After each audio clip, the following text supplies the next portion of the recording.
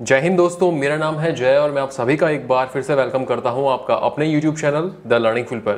दोस्तों, Indian air force ने एफकेट फरवरी 2022 का फुल नोटिफिकेशन पब्लिश कर दिया है और जैसा कि हमने आपसे कहा था कि जब इसका कंप्लीट नोटिफिकेशन पब्लिश हो जाएगा तब हम इसका डिटेल वीडियो लेकर आएंगे। जी हाँ दोस्तों, इंडियन एयरफोर्स ने मेल और फीमेल कैंडिडेट से एफकेट एंट्री में फ्लाइंग ब्रांच में शॉर्ट सर्विस कमीशन के लिए और ग्राउंड ड्यूटी टेक्निकल और ground duty non technical branch में परमानेंट और शॉर्ट सर्विस कमीशन के लिए एप्लीकेशंस इनवाइट किए हैं।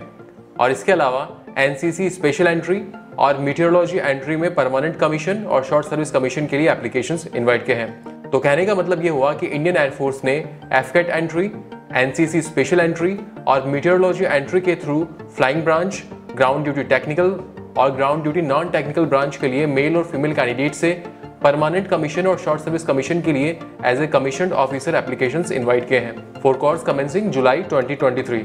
दोस्तों, इस वीडियो में हम इस वैकेंसी के बारे में डिटेल से बात करेंगे, तो वीडियो को एंड तक जरूर देखें। तो चलिए शुरू करते हैं और सबसे पहले बात करते हैं नंबर ऑफ पोस्ट के बारे में। तो इस वैकेंसी में टोटल पोस्ट है 283 यानी कि 283। अब बढ़ते हैं आगे और बात करते हैं यहाँ पर entry and branch wise vacancy details के बारे में। तो यहाँ पर आपकी पहली एंट्री है एफकेट एंट्री और एफकेट एंट्री में आपकी ब्रांच है फ्लाइंग ब्रांच। दोस्तों, यहाँ पर आपको बता दें कि फ्लाइंग ब्रांच के लिए मेल और फीमेल दोनों ही कैंडिडेट्स अप्लाई कर सकते हैं और दोनों ही कैंडिडेट्स केवल एसएससी यानी कि शॉर्ट सर्विस कमीशन के लिए अप्लाई कर सकते हैं। फ्लाइंग ब्रांच में परमानेंट कमीशन नहीं है, यहाँ पे केवल शॉर्ट सर्विस कमीशन होगा।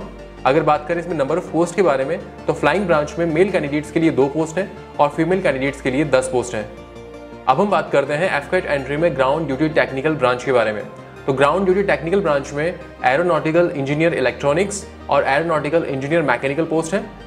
दोस्तों, यहाँ पर आपको बता दें कि ग्राउंड ड्यूटी टेक्निकल ब्रांच में मेल और फीमेल दोनों ही कैंडिडेट्स अप्लाई कर सकते हैं। आपको बता दें कि मेल कैंडिडेट्स परमानेंट कमीशन और शॉर्ट सर्विस कमीशन दोनों के लिए अप्लाई कर सकते हैं, जबकि फीमेल कैंडिडेट्स केवल एसएससी यानी कि शॉर्ट सर्विस कमीशन के लिए अप्लाई कर सकती हैं। अगर बात करें ग्राउंड ड्यूटी टेक्निकल के अंदर नंबर ऑफ पोस्ट के बारे में, तो यहाँ पर एरोनॉटिकल इंजीनियर इलेक्ट्रॉनिक्स के अंदर मेल कैंडिडेट्स के लिए परमानेंट कमीशन में 23 पोस्ट हैं और मेल कैंडिडेट्स के लिए एसएससी यानी कि शॉर्ट सर्विस कमीशन में 80 पोस्ट हैं। इसके अलावा एरोनॉटिकल इंजीनियर इलेक्ट्रॉनिक्स ब्रांच के अंदर फीमेल कैंडिडेट्स के लिए शॉर्ट सर्विस कमीशन में कुल 11 पोस्ट हैं। अब बात करते हैं एरोनॉटिकल इंजीनियर मैकेनिकल ब्रांच के अंदर आपकी नंबर ऑफ पोस्ट के बारे में। तो यहाँ पर मेल कैंडिडेट्स के लिए परमानेंट कमीशन में 7 पोस्ट हैं और एसएससी यानी कि शॉर्ट सर्विस कमीशन में आपके 26 पोस्ट हैं। इसके अलावा एरोनॉटिकल इंजीनियर मैकेनिकल ब्रांच में फीमेल कैंडिडेट्स के लिए शॉर्ट सर्विस कमीशन में 4 पोस्ट हैं। अब हम बात करेंगे एफकेट एंट्री में आपकी ground duty non technical branch के बारे में। तो आपको बता दें कि इस ब्रांच में मेल और फीमेल दोनों ही कैंडिडेट्स अप्लाई कर सकते हैं। मेल कैंडिडेट्स परमानेंट कमीशन और शॉर्ट सर्विस कमीशन दोनों में अप्लाई कर सकते हैं, जबकि फीमेल कैंडिडेट्स केवल एसएससी यानी कि शॉर्ट सर्विस कमीशन में ही अप्लाई कर सकती हैं। आइए देखते हैं कि ग्राउंड ड्यूटी नॉन टेक्निकल के अंदर कौन कौन सी सब ब्रांचेस हैं। तो यहाँ पर आपकी पहली सब ब्रांच है एडमिनिस्ट्रेशन ब्रांच। यहाँ पर एडमिनिस्ट्रेशन ब्रांच के अंदर मेल कैंडिडेट्स के लिए परमानेंट कमीशन में 11 पोस्ट हैं और मेल कैंडिडेट्स के लिए एसएससी यानी कि शॉर्ट सर्विस कमीशन में कुल 43 पोस्ट हैं। इसके अलावा एडमिनिस्ट्रेशन ब्रांच के अंदर फीमेल कैंडिडेट्स के लिए शॉर्ट सर्विस कमीशन में 2 पोस्ट हैं। इसके अलावा यहाँ पर आपकी दूसरी सब ब्रांच है लॉजिस्टिक ब्रांच और लॉजिस्टिक्स ब्रांच के अंदर मेल कैंडिडेट्स के लिए परमानेंट कमीशन में 5 पोस्ट हैं और एसएससी यानी कि शॉर्ट सर्विस कमीशन में 16 पोस्ट है और लॉजिस्टिक ब्रांच में फीमेल कैंडिडेट्स के लिए शॉर्ट सर्विस कमीशन में 2 पोस्ट है। इसके अलावा यहाँ पर ग्राउंड ड्यूटी नॉन टेक्निकल के अंदर आपकी अगली सब ब्रांच है अकाउंट्स। अकाउंट्स ब्रांच के अंदर यहाँ पर आपके मेल कैंडिडेट्स के लिए परमानेंट कमीशन में 3 पोस्ट है और मेल कैंडिडेट्स के लिए एसएससी यानी कि शॉर्ट सर्विस कमीशन में 11 पोस्ट है, जबकि फीमेल कैंडिडेट्स के लिए अकाउंट्स ब्रांच के अंदर एसएससी यानी कि शॉर्ट सर्विस कमीशन में 2 पोस्ट है। अकाउंट्स सब ब्रांच के अलावा यहाँ पर आपकी अगली सब ब्रांच है एजुकेशन और इस एजुकेशन सब ब्रांच के अंदर मेल कैंडिडेट्स के लिए परमानेंट कमीशन में 2 पोस्ट है और एसएससी यानी कि शॉर्ट सर्विस कमीशन में 8 पोस्ट है। इसके अलावा फीमेल कैंडिडेट्स के लिए एजुकेशन सब ब्रांच के अंदर शॉर्ट सर्विस कमीशन में 2 पोस्ट है। तो दोस्तों, ये थी एफकेट एंट्री। अब हम बात करते हैं आपकी अगली एंट्री के बारे में। आपकी अगली एंट्री है एनसीसी स्पेशल एंट्री और इस एंट्री के थ्रू आप फ्लाइंग ब्रांच में जा सकते हैं और आपको बता दें कि इस एंट्री में मेल और फीमेल दोनों ही कैंडिडेट्स अप्लाई कर सकते हैं। मेल कैंडिडेट्स परमानेंट कमीशन और शॉर्ट सर्विस कमीशन दोनों के लिए अप्लाई कर सकते हैं, जबकि फीमेल कैंडिडेट्स केवल एसएससी यानी कि शॉर्ट सर्विस कमीशन के लिए ही अप्लाई कर सकते हैं। दोस्तों, अगर बात करें यहाँ पर नंबर ऑफ पोस्ट के बारे में, तो यहाँ पर जो सीडीएससी की जो वैकेंसीज निकलेगी उनमें से 10% सीट्स जो है वो परमानेंट कमीशन में रिजर्व रखी जाएगी, जबकि एफकेट की जो वैकेंसीज निकलेगी उनमें से 10% सीट्स एसएससी यानी कि शॉर्ट सर्विस कमीशन के लिए रिजर्व रखी जाएगी। तो ये हो गया आपके एनसीसी स्पेशल एंट्री। यहाँ पर आपकी अगली एंट्री है मीटियोरोलॉजी एंट्री और मीटियोरोलॉजी एंट्री के अंदर मेल और फीमेल दोनों ही कैंडिडेट्स अप्लाई कर सकते हैं। यहाँ पर भी मेल कैंडिडेट्स परमानेंट कमीशन और शॉर्ट सर्विस कमीशन दोनों के लिए अप्लाई कर सकते हैं, जबकि फीमेल कैंडिडेट्स केवल शॉर्ट सर्विस कमीशन के लिए ही अप्लाई कर सकती हैं। अगर बात करें इसमें नंबर ऑफ पोस्ट के बारे में, तो यहाँ पर मेल कैंडिडेट्स के लिए परमानेंट कमीशन में 3 पोस्ट हैं, जबकि शॉर्ट सर्विस कमीशन में मेल कैंडिडेट्स के लिए 8 पोस्ट हैं और फीमेल कैंडिडेट्स के लिए शॉर्ट सर्विस कमीशन में 2 पोस्ट हैं। तो ये हो गई आपकी entry and branch wise vacancy details. अब हम बात करेंगे इसकी इंपॉर्टेंट डेट्स के बारे में। तो इसके ऑनलाइन एप्लीकेशन 1 जून 2022 से शुरू हो चुके हैं और इसका फॉर्म फिल करने की लास्ट डेट है 30 जून 2022। अगर बात करें इसका कोर्स स्टार्ट होने की डेट के बारे में, तो इसकी कोर्स जो है वो जुलाई 2023 में शुरू हो जाएगा। अगर बात करें एफकेट एग्जाम डेट के बारे में, तो आपका जो एफकेट का एग्जाम होगा वो 26 अगस्त, 27 अगस्त और 28 अगस्त 2022 को होगा। तो ये हो गई इसकी इंपॉर्टेंट डेट्स। अब हम बात करेंगे यहाँ पर आपकी एप्लीकेशन फी के बारे में। तो यहाँ पर वो कैंडिडेट्स जो कि एफकेट एंट्री के लिए अप्लाई करते हैं, तो ऐसे कैंडिडेट्स को 250 रुपए देने होंगे सभी कैटेगरी कैंडिडेट्स को। इसके अलावा वो कैंडिडेट्स जो कि एनसीसी स्पेशल एंट्री या फिर मीटरोलॉजी एंट्री के लिए अप्लाई करते हैं, तो ऐसे कैंडिडेट्स को कोई फी का पेमेंट नहीं करना है। यानी कि यहाँ पर केवल एफकेट एंट्री के लिए जो अप्लाई करेंगे उनको अपनी फी का पेमेंट करना है 250 रुपए, और आप अपनी फी का पेमेंट अपने डेबिट कार्ड या फिर क्रेडिट कार्ड या फिर नेट बैंकिंग या फिर चालान के थ्रू कर सकते हैं। अब बढ़ते हैं आगे और बात करते हैं यहाँ पर आपकी एज लिमिट यानी कि आपकी उम्र के बारे में। तो यहाँ पर जो आपकी उम्र है वो 1 जुलाई 2023 के हिसाब से काउंट होगी। तो इस डेट के हिसाब से फ्लाइंग ब्रांच वाले कैंडिडेट्स की जो उम्र है वो 20 साल से लेकर 24 साल के बीच होना जरूरी है। और ऐसे कैंडिडेट्स जिनके पास valid and current commercial pilot licence है बाय डीजीसीए, तो ऐसे कैंडिडेट्स की जो मैक्सिमम जो एज है वो 26 साल तक हो सकती है फ्लाइंग ब्रांच में। अब बात करते हैं ग्राउंड ड्यूटी टेक्निकल और ground duty non technical branch के लिए आपकी एज लिमिट के बारे में। तो यहाँ पर अगर आप इन ब्रांचेस के लिए अप्लाई करते हैं, तो आपकी जो उम्र है वो 20 साल से लेकर 26 साल के बीच होना जरूरी है। तो ये हो गई आपकी एज लिमिट। अब हम बात करेंगे यहाँ पर आपके पे स्केल यानी कि आपके वेतन के बारे में। तो यहाँ पर सबसे पहले जो आपकी ट्रेनिंग चलेगी, उस ट्रेनिंग के दौरान आपको स्टाइपेंड दिया जाएगा और जो ड्यूरिंग ट्रेनिंग जो आपका स्टाइपेंड होगा वो 56,100 रुपए पर मंथ होगा। और ट्रेनिंग सक्सेसफुली कंप्लीट करने के बाद में फ्लाइंग ऑफिसर का पे स्केल लेवल 10 के हिसाब से 56,100 रुपए से लेकर 1,77,500 रुपए तक रहेगा। और यहाँ पर आपको जो है 15,500 रुपए एमएसपी यानी कि मिलिट्री सर्विस पे भी दिया जाएगा। तो ये हो गया आपका पे स्केल। अब हम बात करेंगे यहाँ पर आपके एजुकेशनल क्वालिफिकेशन के बारे में। तो यहाँ पर सबसे पहले हम बात करेंगे फ्लाइंग ब्रांच के लिए आपकी क्वालिफिकेशन के बारे में।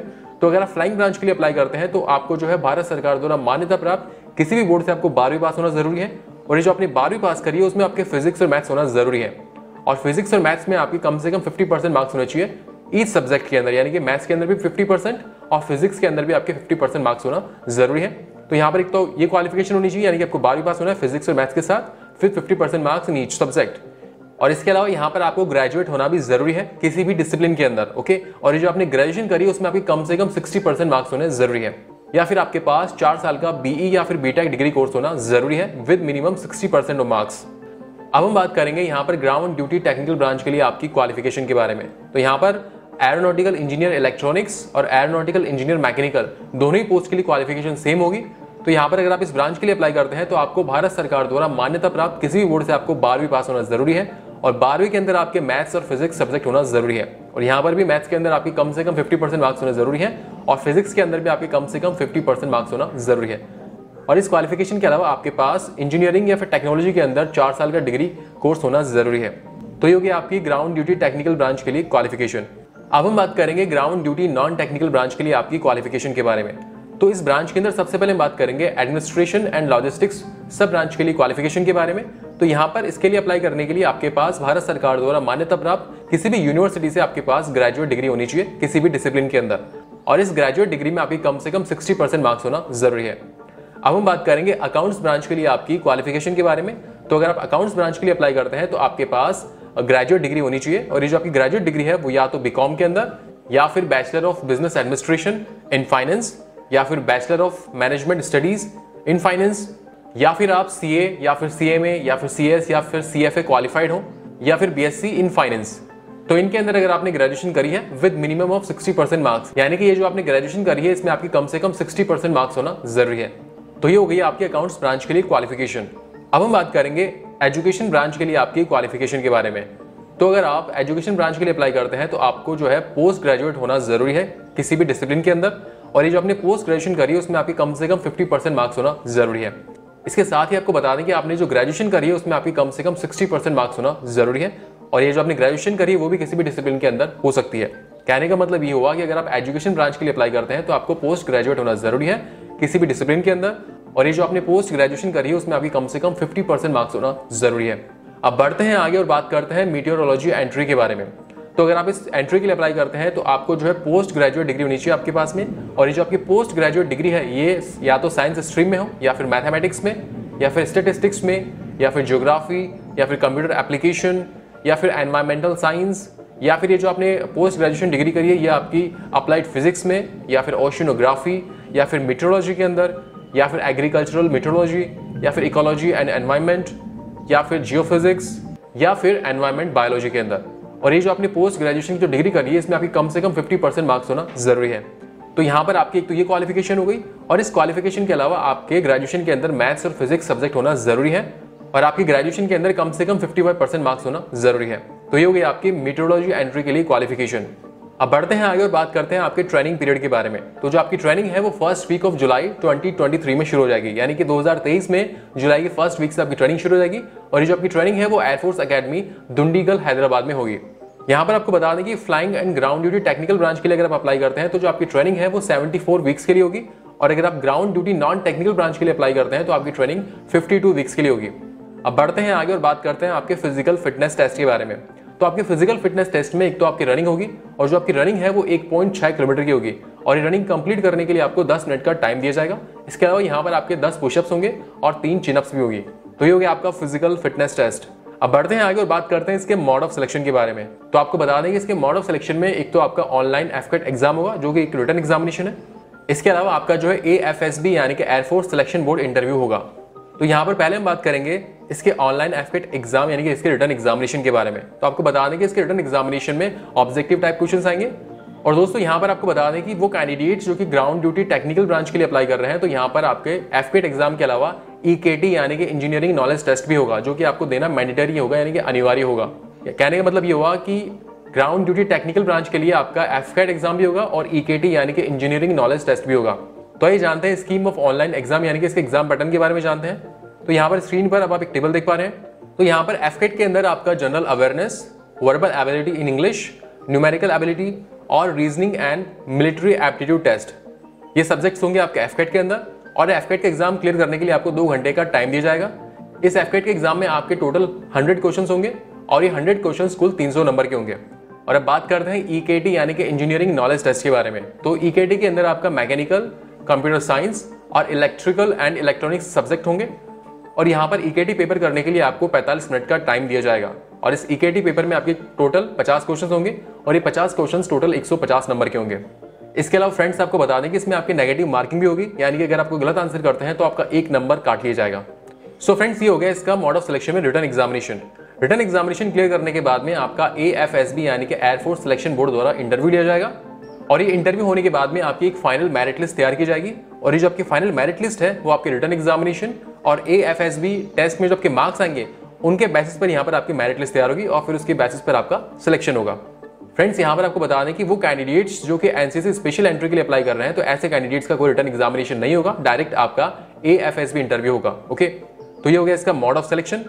अब बढ़ते हैं आगे और बात करते हैं कि आप इस वैकेंसी के लिए कैसे अप्लाई कर सकते हैं। तो इस वैकेंसी के लिए अप्लाई करने के लिए एफकेट की ऑफिशियल वेबसाइट www.careerindianairforce.cdac.in पर जाकर आप इसका फॉर्म फिल कर सकते हैं, या फिर दोस्तों आप जो है www.fcat.cdac.in पर भी जाकर आप इसका फॉर्म फिल कर सकते हैं। और इसका फॉर्म फिल करने की लास्ट डेट है 30 जून 2022। सो फ्रेंड्स ये वीडियो था एफकेट एंट्री में फ्लाइंग ब्रांच में शॉर्ट सर्विस कमीशन के लिए, और ग्राउंड ड्यूटी टेक्निकल और नॉन टेक्निकल ब्रांच में परमानेंट और शॉर्ट सर्विस कमीशन के लिए। इसके अलावा NCC स्पेशल एंट्री और मीटरोलॉजी एंट्री में परमानेंट कमीशन और शॉर्ट सर्विस कमीशन के लिए एप्लीकेशन इन्वाइट किए हैं उसके बारे में। दोस्तों उम्मीद करते हैं कि यहाँ पर हमने आपको जो इन्फॉर्मेशन दी वो आपको अच्छी लगेगी। दोस्तों अगर वीडियो अच्छा लगा हो तो इस वीडियो को लाइक और अपने दोस्तों के साथ शेयर जरूर करें, और फ्यूचर में इस चैनल पर इसी तरह के यूजफुल वीडियोस देखने के लिए इस चैनल को सब्सक्राइब करके बेल आइकन जरूर दबाएं। So thank you for watching our video. जय हिंद।